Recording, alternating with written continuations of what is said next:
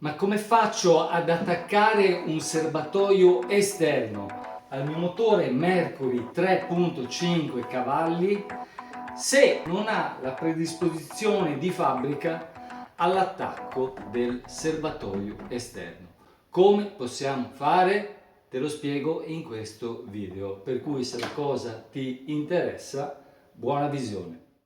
Ecco, da qua lo vediamo bene. In questa zona solitamente c'è l'attacco, c'è il connettore per il serbatoio esterno. Però il motore Mercury a 3,5 cavalli, così come quelli di potenza inferiore, per esempio a 2,5, non hanno questa predisposizione fornita di fabbrica. Sono dotati di un unico serbatoio interno, eccolo qua, che contiene mediamente 1 litro di benzina, per cui durante la navigazione dobbiamo togliere il tappo, rabboccare la benzina e ripartire. Per fare questa operazione di rabbocco è necessario utilizzare una tanichetta come questa con il beccuccio che ci aiuta a versare il carburante all'interno del serbatoio, evitando le fuoriuscite. Però questa è un'operazione che in mare, durante la navigazione con il moto delle onde, potrebbe risultare abbastanza difficile, scomoda perlomeno. Per cui, come possiamo fare per collegare a questo motore che non ha la predisposizione una tanica esterna, per cui siamo tranquilli, sicuri, non dobbiamo rabboccare? Vediamo quindi come è possibile ovviare a questa problematica. E allora passiamo ai componenti che sono necessari. Per prima cosa ci serve un serbatoio. Questo è un serbatoio da 12 litri. Poi serve una pompetta come questa, dotata di 2 tubi, uno da una parte e uno dall'altra. Questa pompetta svolge la funzione di andare a pescare il liquido e portarlo direttamente dentro al serbatoio. La pompa è direzionale, cioè quindi prende il liquido da una parte e lo porta dall'altra. Troviamo quindi qui sulla pompetta una freccia che stabilisce il senso di marcia del liquido lungo il nostro impianto. Però il serbatoio del motore non ha una connessione e allora come facciamo per far entrare il liquido dentro al serbatoio?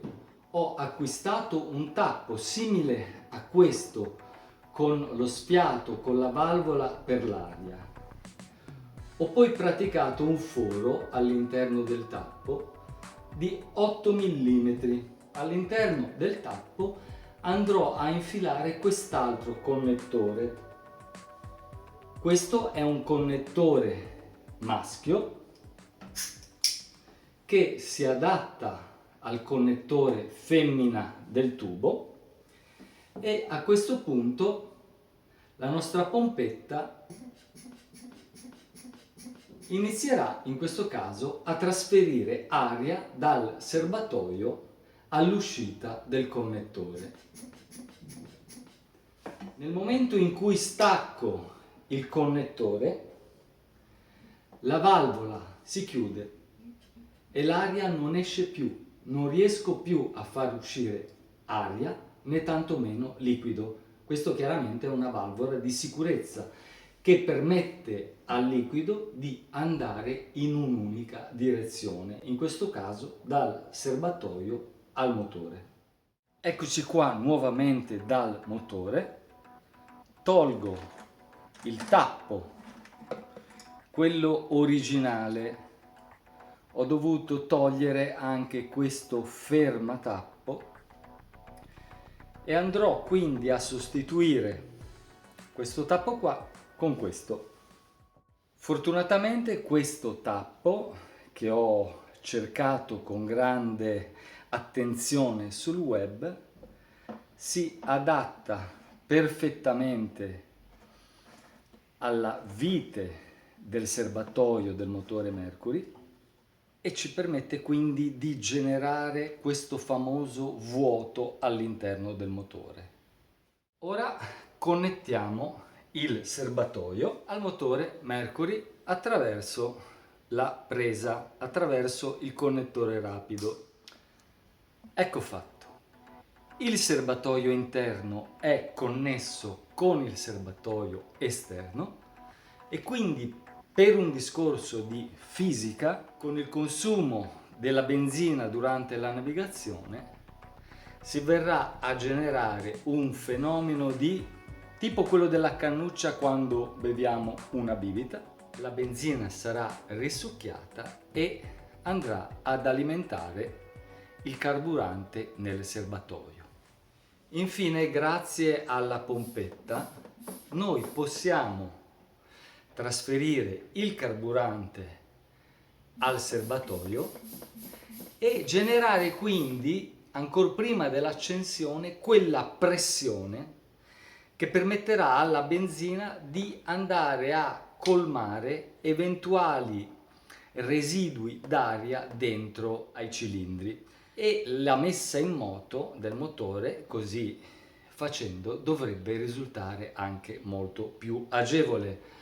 Però per fare un test definitivo dobbiamo aspettare perché non ho la benzina e ci rivedremo per vedere se questo esperimento ha funzionato al primo video direttamente in mare. Cattura l'avventura e ci vediamo alla prossima. Ciao!